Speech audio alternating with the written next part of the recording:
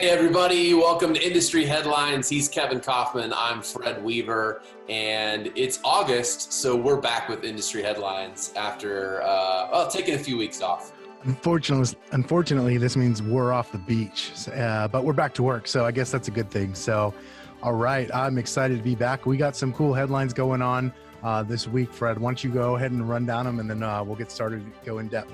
Yeah, well, we've heard a couple things on the street at Keller Williams that we'll talk about today, and Yep. I don't mean a Keller Williams and Compass merger, even though I know that little rumor's been going around. I mean something else that we've substantiated a few places. We heard some rumblings of EXP up to some cool stuff, and just yesterday they made a big announcement about an acquisition. We'll talk about that. And then Fathom Realty also in the news this week, going public. So wherever you want to start, Kevin, let's jump in. Yeah. So first, let's. Word on the street is, and don't hold me to this because, of course, it's not public. But word on the street is that Keller Williams Realty is officially on the search for a new CEO, which is currently Gary Keller himself. So apparently he's looking to replace himself again and get out of that driver's seat that is probably really hard to do. I got to imagine, considering all of the other things he's got. So yeah, KW searching for a new CEO. Yeah, well, I think what's kind of interesting is it appears that they're searching for a new CEO outside of the company, Yeah. which would be a big step. Now, whether they officially take that step or not, they've made some moves, if you will, over the last month or so to interview some people and talk to some people outside of the company. So this would, obviously KW has a large pool of agents that has a large loyal following to Gary Keller. So him replacing himself again, but then going outside the company, it'll be interesting to see how this all shakes out. So anyway, there you have it. Super interesting. Honestly, it was something I didn't believe at first because he's always been so staunch on promoting from within and hiring from within. I mean, I can't tell you how many times we had heard that conversation and that statement, and really that requirement for people to be promoted from within. I also just fully expected that Josh Team, who is the president, would become the CEO.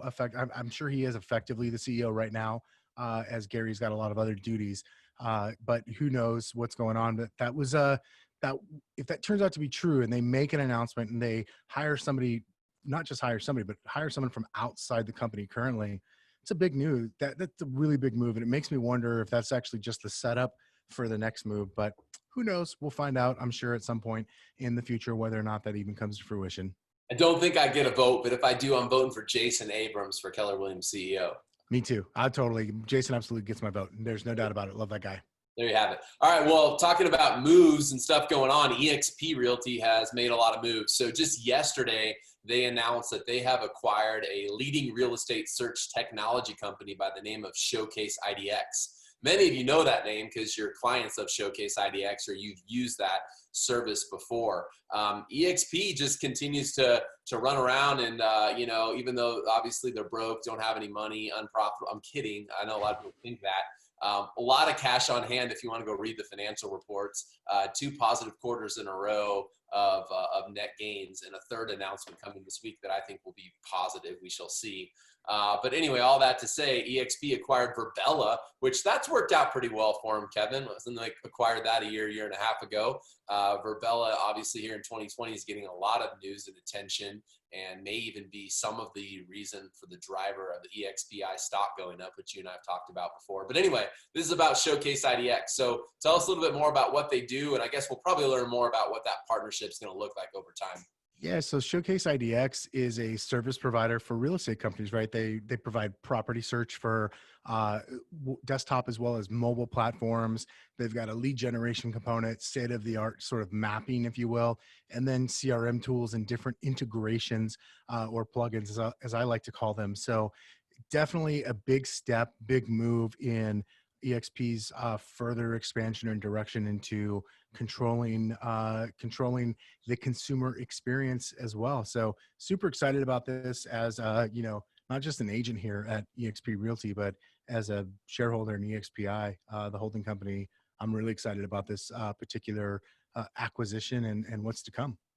I think EXP will be in industry headlines a little bit more here over the next coming weeks because they made a lot of moves internationally in the last few months that will probably make their way into headlines in the Housing Wire and other places you might read your news in, and et cetera. So it'd be interesting to see a lot of marketing moves and a lot of international moves recently too. So can't wait to share more of that when it hits the top of the industry headlines. So tell us a little bit more about Fathom Holdings. This is a company that, I mean, I've heard their name, but I don't know them very well. You seem to have followed them a little bit more than I have. Yeah, they first popped on my radar about a year and a half ago or so. I was the first time I'd heard of them. Talked to an agent who was considering Expi Realty and Fathom, and so that's how I first heard about them. They're super low cost brokerage, effectively, is what they are. They're a newer upstart, and I'd heard rumblings that they were going to go public eventually, but I didn't really know how close they were. But here we are. Last Friday, they announced an initial public offering. Last Thursday, of like almost 3.5 million shares of common stock available. They released it at a $10 share price. I checked earlier. I think it was down to about $9 or so. Obviously that prices fluctuate. There's no doubt about that. But Fathom is a fast-growing, independently owned. I guess no longer that. Now it's a public company that charges low fees to agents. So they've grown agent count wise. They've grown in their transaction counts as well over the years, and they're continuing to generate massive revenue. They're still operating at a loss currently, but they have a pretty crazy growth curve, no doubt about it. And we'll see. My guess is they'll continue to follow along that path. Yeah, pretty interesting. I mean, they moved up the Swanepoel rankings and stuff like that and the Real Trends list over the last year or two, just as far as like number of transactions and volume and stuff. So interesting stuff. And as a bonus, since I feel like we were kind of on the shorter end today, Kevin, I also read in the industry headlines here recently that Zillow did a partnership with DR Horton. So Yeah. I think that probably deserves a little news. You and I aren't necessarily just doing an iBuyer segment anymore, but I'm always following what's going on and bringing that news here into industry headlines. So, DR Horton has a pretty wide footprint across the U.S. Zillow, of course, has created a pretty wide footprint for themselves and reopened their markets much faster than the Open Doors and the OfferPads of the world. And so pretty interesting to see that move. And the stuff that I read is there's going to be some incentives, right, for buyers that might come in and buy a DR Horton home if they sell to Zillow. There might be some additional incentives like you would see with a preferred lender, things like that. So that's going to be interesting to watch. Like, how substantial is that for them? Yeah, no doubt about it. And speaking of Zillow, kind of same topic, and I haven't had the chance to go verify yet, but I thought I saw like in the last hour that they also opened up their last 4 markets that were closed due to the pandemic. So they're effectively fully open, is the way I understand it. But I've not confirmed that yet. I'm gonna have to text some people and find out if that is the case, or maybe just do some quick online research. But at any rate, that means they're moving, man. They are moving. They mean business. And my guess is with this deal with DR Horton, the fact that they're potentially back fully operational, man, dude, it seems like Open Door has, and even OfferPad to an extent, have come back much slower. And I can't help but wonder, is this where Zillow starts to really close the gap on Open Door and maybe even take the lead as kind of like the leading iBuyer? Yeah, I wouldn't be surprised. And this is speculative, not an industry headline. I should not be surprised, though, in the next year, if you and I are sharing on industry headlines, that Zillow has acquired one of those companies. It just seems to me, and I don't even know if there's enough there, if they just put them out of business and they don't need to acquire them, or if there is something there that's worth acquiring. But it just seems like they're getting a leg up. Like, I felt like they were late to the party, and now here they are. And it seems like, post-COVID shutdown #1 in the U.S. anyway, it seems like they have really accelerated their growth. Yeah, no doubt about that.